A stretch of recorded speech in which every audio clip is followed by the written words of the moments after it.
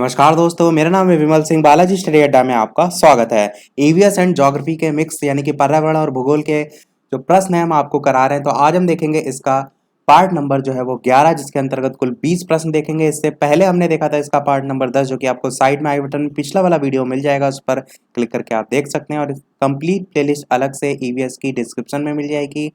और ये जो प्रश्न है वो आपके सभी एग्जाम के लिए इंपॉर्टेंट है। किसी भी एग्जाम की आप तैयारी कर रहे हैं, यहाँ से प्रश्नों की प्रैक्टिस जो है वो कर सकते हैं। तो चलिए शुरू करते हैं।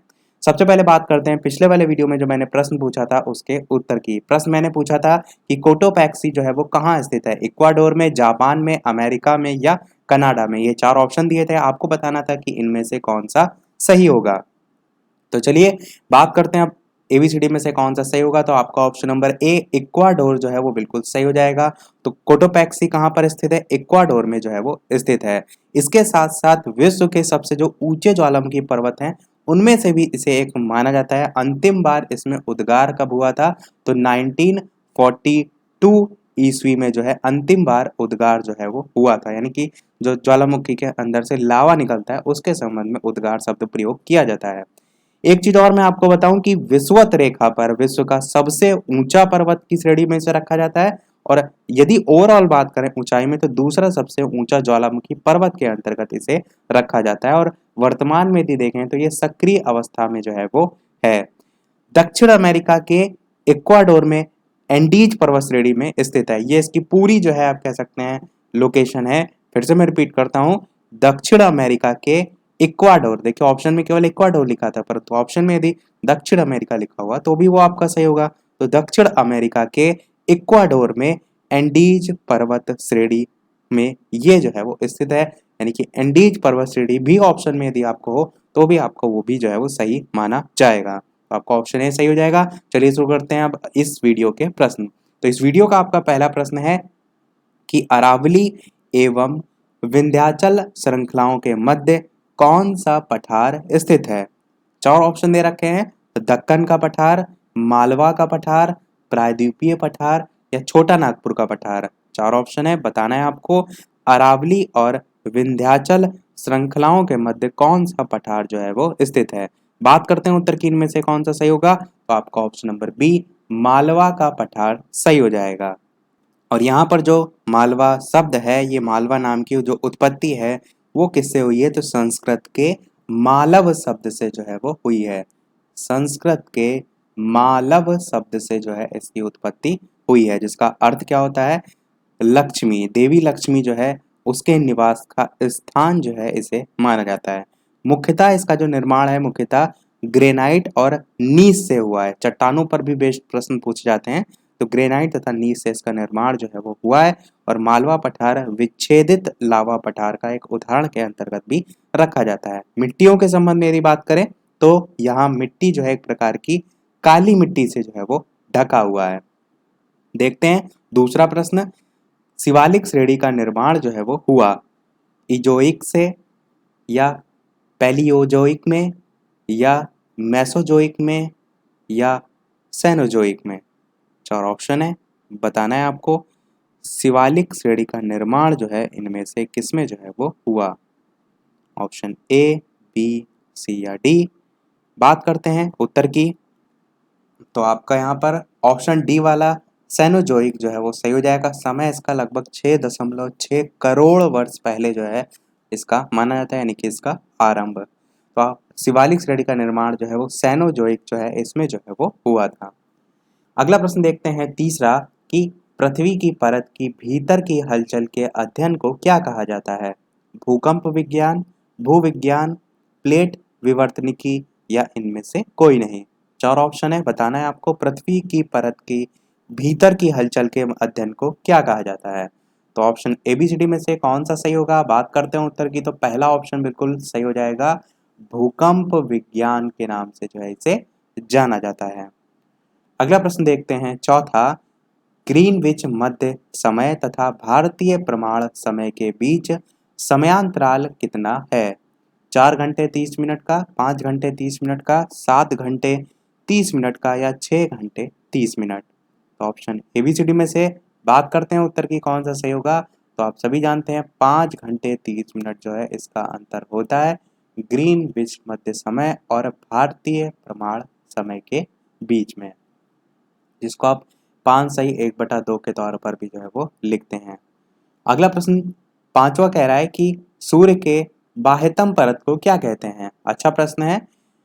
वर्णमंडल कहते हैं, प्रकाश मंडल कहते हैं, किरीट कोरोना कहते हैं या स्थल मंडल कहते हैं? बताना है आपको।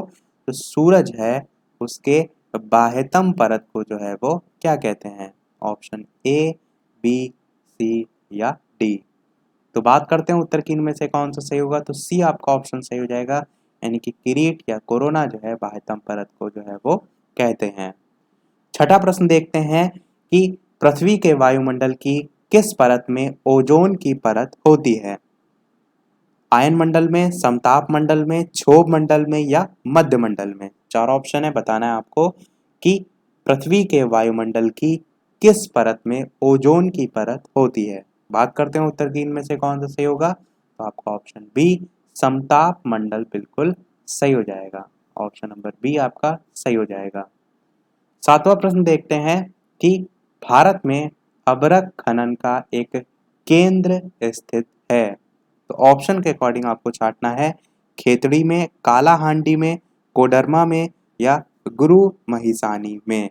चार ऑप्शन है, भारत में अभ्रक खनन का एक केंद्र आपको जो है वो बताना है। इसके अलावा वीडियो पसंद आए तो वीडियो को लाइक भी अवश्य कर दीजिएगा। इतने अच्छे अच्छे प्रश्न हम आपको कराते हैं तो एक लाइक तो आपका बनता ही है। बात करते हैं चलिए अब उत्तर की। ऑप्शन एबीसीडी में से कौन सा सही होगा। तो आपका सी वाला ऑप्शन बिल्कुल सही होगा। कोडरमा जो है आपका भारत में अभ्रक खनन का एक केंद्र जो है वो है। अगला प्रश्न देखते हैं आठवां। निम्न में से ज्वालामुखी पर्वतमाला सामान्यतः कहाँ पाई जाती है? प्रशांत महासागर में, अटलांटिक महासागर में, हिंद महासागर में या आर्कटिक महासागर में? चार ऑप्शन है, बताना है आपको। निम्न में से ज्वालामुखी पर्वतमाला सामान्यतः किस महासागर में पाई जाती है? अच्छा प्रश्न है। महासागर टॉपिक पे अलग से वीडियो मैंने बना रखा है, वो आपने नहीं देखा है तो उसको देख लीजिएगा। जितने भी प्रश्न यहाँ पर आप देखेंगे उससे रिलेटेड वो सभी मैंने उस अकेले टॉपिक में जो है वो कवर किए हैं। सुपर टेट नाम से आपकी सुपर टेट सोशल साइंस नाम से एक अलग से प्लेलिस्ट बनी हुई है, उसमें आपको वो वीडियो मिल जाएगा या डायरेक्ट भी आप सर्च कर सकते हैं। बात करते हैं इन चारों में से कौन सा सही होगा। तो ए आपका ऑप्शन बिल्कुल सही होगा, यानी कि प्रशांत महासागर आपका बिल्कुल सही हो जाएगा। अगला प्रश्न देखते हैं। नवा प्रश्न कह रहा है कि निम्न में से सबसे छोटो जोबियन ग्रह कौन सा है या सबसे छोटा जोबियन ग्रह कौन सा है, ये आपको यहाँ पर बताना है। बृहस्पति है, शनि है, अरुण है या वरुण है? सबसे छोटा जोबियन ग्रह जो है वो इनमें से कौन सा है? तो चलिए बात करते हैं ऑप्शन एबीसीडी में से कौन सा सही होगा। तो बिल्कुल यहाँ पर आपका ऑप्शन नंबर डी वरुण ग्रह जो है वो सही हो जाएगा, जो कि आपका सबसे छोटा जोबियन ग्रह जो है वो होता है। आप समझिए जोबियन ग्रह क्या होता है। तो ग्रहों को दो आधार पर डिवीजन किया गया है। एक आपका होता है आंतरिक ग्रह। आंतरिक ग्रह जो है इसी को हम एक और अन्य नाम से जानते हैं और वो नाम क्या है? वो नाम है आपका पार्थिव ग्रह। तो आपसे पार्थिव ग्रह करके भी जो है वो पूछा जा सकता है। दूसरा आपका जो डिवीजन किया गया है वो डिवीजन किया गया है बाह्य ग्रह में। तो जो बाह्य ग्रह है इसको भी एक अन्य नाम से जाना जाता है, जो कि आपका प्रश्न में लिखा गया है। और प्रश्न में क्या लिखा गया है? जोबियन। तो ये जो दो आधार पर बांटा गया है इसमें ग्रहों को भी बांटा गया है। पहला जो आंतरिक ग्रह है इसमें आपके चार ग्रह आते हैं। कौन कौन से? पहला होता है आपका बुध, दूसरा होता है आपका शुक्र, तीसरा होता है आपका पृथ्वी और चौथा होता है आपका मंगल। देखिए ट्रिक भी बन गई, बीएसपी एम। बीएसपी की सरकार जो है वो है, इसी प्रकार एम उसमें और जोड़ लीजिए। एम जो है एम से मायावती आप जोड़ सकते हैं, बीएसपी एम। इस प्रकार से जितने आपके आंतरिक ग्रह में आते हैं या पार्थिव ग्रह में, बाकी आपके जो चार हैं वो बाह्य ग्रह या जोबियन ग्रह में आते हैं। इनमें कौन कौन सा आपका आएगा? तो आप कहेंगे बृहस्पति आएगा, शनि आएगा, अरुण आएगा और वरुण आएगा। और प्रश्न में यही पूछा गया था तो वरुण आपका सही था, यही जो है वो सही हो जाएगा।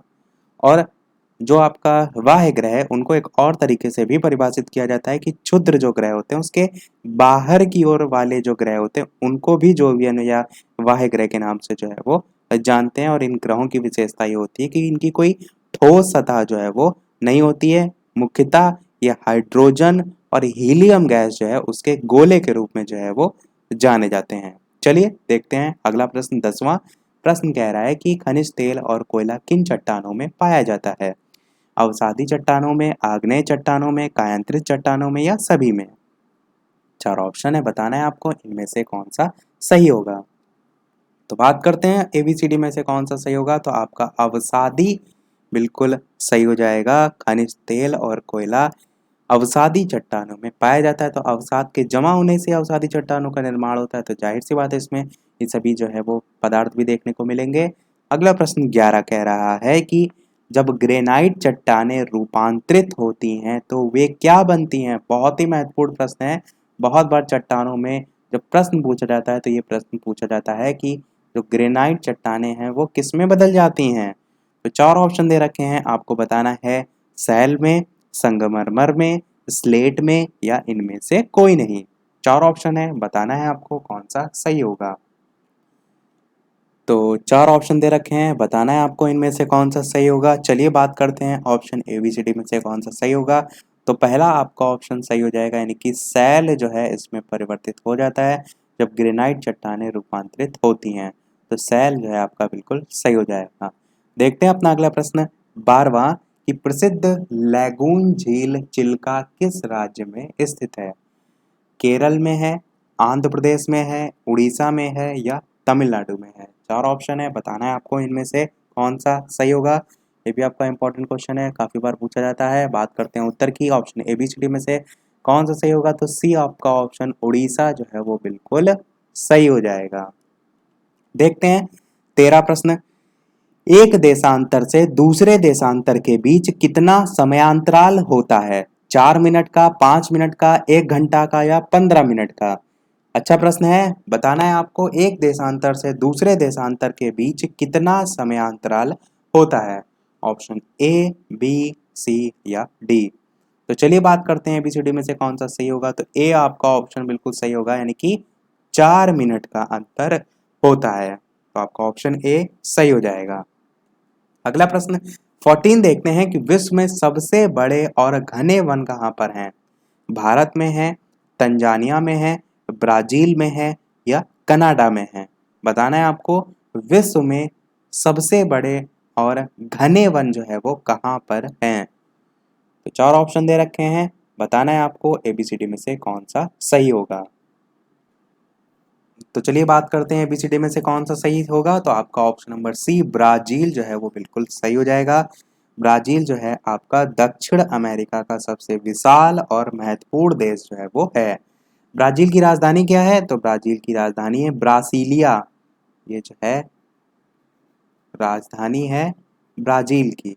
और ब्राजील जो है उसके राष्ट्रपति वर्तमान में कौन है? तो जेयर बोल्सोनारो। मैंने आपको करंट अफेयर में ये नाम बताया भी है, यदि आपको याद होगा। बोल्सोनारो ये जो हैं वर्तमान में ब्राजील के राष्ट्रपति हैं। ये वीडियो आप देख रहे हैं 25 अगस्त को, यानी अगस्त 2020 में आप देख रहे हैं। तो जेयर बोल्सोनारो आपका सही हो जाएगा यदि आपसे राष्ट्रपति पूछा गया। मुद्रा यहाँ पर क्या चलती है? तो ब्राजीलियन रियाल जो है वो चलती है। रियल आप कह सकते हैं चलती है, ब्राजीलियन आगे वर्ड जोड़ लीजिएगा। ये जो है यहाँ पर मुद्रा चलती है। भाषा कौन सी चलती है यहाँ पर? यहाँ पर पुर्तगाली भाषा चलती है। कौन सी भाषा चलती है? पुर्तगाली भाषा। सारी चीजें मैंने बता दी। चलिए देखते हैं अपना अगला प्रश्न 15। प्रश्न कह रहा है कि भूपर्पटी जो कि पृथ्वी की सबसे ऊपरी परत है, यहाँ पर क्या होगा? परत। तो इसके अन्य किस इसको किस अन्य नाम से जाना जाता है, ये आपको बताना है। सियाल, सीमा, निवे या इनमें से कोई नहीं? ऑप्शन ए, बी, सी या डी में से बताना है कि भूपर्पटी जो कि पृथ्वी की सबसे ऊपरी परत है उसको किस अन्य नाम से जाना जाता है। चलिए बात करते हैं उत्तर की। ऑप्शन एबीसीडी में से कौन सा सही होगा? तो आपका ऑप्शन ए बिल्कुल सही होगा, यानी कि सियाल। अब सियाल किस आधार पे होगा? सियाल में देखिए एस आई आ रहा है और याल मतलब ए एल आ रहा है। एस आई से आपका हो जाएगा सिलिका और ए एल से आपका हो जाएगा एल्यूमिनियम। तो एल्यूमिनियम और सिलिका जो है इसकी आप कह सकते हैं अधिकता के कारण ही इसका नाम सियाल जो है वो रखा गया है। तो यदि आपसे विशेषताओं के संबंध में भी प्रश्न पूछा जाए तो भी आप जो है इसको टिक इस प्रकार से कर सकते हैं। तो आपका ऑप्शन ए बिल्कुल सही हो जाएगा। 16 प्रश्न देख लेते हैं। रणजीत सागर बांध किस नदी पर बना हुआ है? सतलज नदी पर, रावी नदी पर, रिहंद नदी पर या गोदावरी नदी पर? प्रश्न देखिए मैं जितने भी यहाँ पर लेके आ रहा हूँ सभी अपने आप में इम्पोर्टेंट हैं, क्योंकि प्रश्न ये सभी कहीं ना कहीं किसी एग्जाम में पूछे गए हैं, उन्हीं का यहाँ पर कलेक्शन है। तो कोशिश ये किया करिए कि दिन में केवल का और केवल एक दिन में 20 प्रश्न ही कराए जा रहे हैं, तो इनको याद करते हुए चला करिए। ये नहीं कि इसको कथा कहानी की तरह बस देख डाला और आज का कोटा पूरा कर लिया। तो कोशिश कीजिए इनको साथ में याद भी करते चलिए। बात करते हैं उत्तर की कौन सा सही होगा, तो आपका रावी नदी बिल्कुल सही होगा, यानी कि आपका ऑप्शन नंबर बी रणजीत सागर बांध जो है वो किस नदी पर बना है, तो रावी नदी पर जो है वो बना हुआ है। और थोड़ा सा इसके बारे में बात करते हैं। तो जो रणजीत सागर बांध है इसको एक अन्य नाम से भी जाना जाता है। किस नाम से? तो थिएम थी ए एम थिएम डैम के नाम से भी जाना जाता है। आपसे ये भी प्रश्न पूछा जा सकता है कि इनमें से किसे थिएम डैम के नाम से जाना जाता है, तो रणजीत सागर बांध को जाना जाता है। और ये जो जल विद्युत परियोजना है ये आपकी जो पंजाब सरकार है उसके द्वारा पंजाब और जम्मू कश्मीर जो राज्य है उसकी सीमा पर जो है वो निर्मित की गई थी। पंजाब सरकार के द्वारा जो है ये निर्मित की गई थी। और इस झील का जो 60% भाग है वो जम्मू कश्मीर में जो है वो स्थित है। इस परियोजना का जो कार्य है वो कब शुरू हुआ था, तो वो 1981 में जो है वो शुरू हुआ था। और कार्य पूरा कब हो गया था, तो 2001 में जो है ये कंप्लीट भी हो गया था। इसकी उत्पादन क्षमता कितनी है, तो 600 मेगावाट जो है इसकी उत्पादन क्षमता है। सारी चीजें हमने बता दी। चलिए देखते हैं अपना अगला प्रश्न 17। प्रश्न कह रहा है कि निम्न में से पुलिकट झील कहाँ है? ये भी बहुत महत्वपूर्ण प्रश्न है। बहुत बार आपको कॉम्पिटेटिव लेवल में एग्जाम में देखने को मिलता है प्रश्न पुलिकट झील के संबंध में। महाराष्ट्र, कर्नाटक, तमिलनाडु, केरल, 4 ऑप्शन है। बताना है आपको कि इनमें से कौन सा सही होगा। इसको मैं आपको ट्रिक से भी बताता हूँ कैसे आप याद रख सकते हैं। आप किसी से मिलने जाएं, सोच के देखिए वो आपका दोस्त हो, कोई भी व्यक्ति हो, और क्या हो कि आपको यदि मिलना है, जैसे कि आप यहाँ पर खड़े हैं और यहाँ बीच में पुल है और यहाँ पर वो दूसरा व्यक्ति खड़ा है। अब आपको इससे मिलना है और पुल जो है उससे होकर जाना है, पुल क्या हो कट जाए, तो क्या आप उससे मिल पाएंगे? तो आप कहेंगे मैं उससे नहीं मिल पाऊंगा। बस यही आपकी ट्रिक है। यहाँ पर पुली कट लिखा हुआ है, पुल लिखा है, कट लिखा है। पुल कट जाएगा तो आप उससे मिल पाएंगे, तो आप तुम उससे नहीं मिल पाओगे। तो मिल देखिए लिखा है, ऑप्शन सी बिल्कुल सही होगा। तमिलनाडु, यानी कि तब जो है आप उससे नहीं मिल पाएंगे। मिल, ता मतलब तो, मिल मतलब मिल। तो इस प्रकार से आप पुलिकट से याद रख सकते हैं। तो पुलिकट झील कहाँ है? ऑप्शन सी आपका सही हो जाएगा। 18 प्रश्न देखते हैं। सूर्य के बाद पृथ्वी से सबसे नजदीकी तारा कौन सा है? वेगा है, सीरियस है, प्रॉक्सिमा सेंचुरी है या अल्फा सेंचुरी है? 4 ऑप्शन है। बताना है आपको इनमें से कौन सा सही होगा। सूर्य के बाद पृथ्वी से सबसे नजदीकी तारा इनमें से कौन सा है? बात कर लेते हैं चलिए उत्तर की। ऑप्शन एबीसीडी में से कौन सा सही होगा, तो सी ऑप्शन आपका बिल्कुल सही होगा। प्रॉक्सिमा सेंचुरी आपका बिल्कुल सही हो जाएगा। चलिए देखते हैं अपना अगला और इस वीडियो का लास्ट प्रश्न। और इस प्रश्न के बाद एक प्रश्न मैं आपसे भी पूछूंगा लास्ट में, जिसका उत्तर आपको वीडियो के मेन कमेंट में टाइप करके बताना है। वीडियो अभी तक आपने लाइक ना किया हो तो इतने अच्छे अच्छे मैंने आपको प्रश्न कराए हैं, तो वीडियो को लाइक भी अवश्य कर दीजिएगा। और आपके एक लाइक से मुझे भी मोटिवेशन मिलता है, तो एक लाइक तो आपका बनता ही है। चैनल पर नए हो तो सब्सक्राइब भी अवश्य कीजिएगा, ताकि आगे भी इसी प्रकार डेली प्रैक्टिस करने के लिए अच्छे अच्छे प्रश्न आपको मिलते रहें। टेलीग्राम चैनल से नहीं जुड़े हैं तो डिस्क्रिप्शन में आपको लिंक मिल जाएगी, सर्च करके भी टेलीग्राम से आप जुड़ सकते हैं। प्रश्न देखते हैं 19। सर्वाधिक लवणता आपसे पूछी गई है, कहाँ पाई जाती है? वॉन लेक यानी कि तुर्की जो में स्थित है, या मृत सागर जो कि जॉर्डन में है, चिल्का जो कि भारत में है, या ये सभी? आपको बताना क्या है, सर्वाधिक लवणता कहाँ पाई जाती है। तो ऑप्शन ए, बी, सी या डी में से आपको बताना है कौन सा सही होगा। बहुत से लोग मृत सागर जो है इसको टिक कर देते हैं, बस यही आप गलत कर देते हैं। क्यों? कि मृत सागर सर्वाधिक लवणता नहीं है। आपका ऑप्शन ए बिल्कुल सही होगा। वॉन लेक जो कि आपका तुर्की या इसी को टर्की करके भी लिखा जाता है, ये आपका सही हो जाएगा, जो कि सर्वाधिक लवणता जिसमें जो है वो पाई जाती है। प्रतिशत कितना है, तो 330% तक जो है वो लवणता देखने को मिलती है। इसके बाद नंबर किसका आता है, मृत सागर का, जहाँ पर जो परसेंटेज देखने को मिलता है लवणता का वो 238% देखने को मिलता है। संयुक्त संयुक्त राज्य जो अमीरात है उसकी ग्रेट सॉल्ट लेक भी आपको ऑप्शन में बहुत जगह देखने को मिलती है, उसमें यदि बात करें तो उसमें 220% जो है आपको लवणता देखने को मिलती है। किसकी बात मैं यहाँ पर कर रहा हूँ, लिख भी देता हूँ मैं नाम यहाँ पर, ग्रेट सॉल्ट लेक, ये जो है आपका, इसमें यदि पूछा जाए तो 220% आपका हो जाएगा, तो ये आपके सभी सीरियल हो जाएंगे।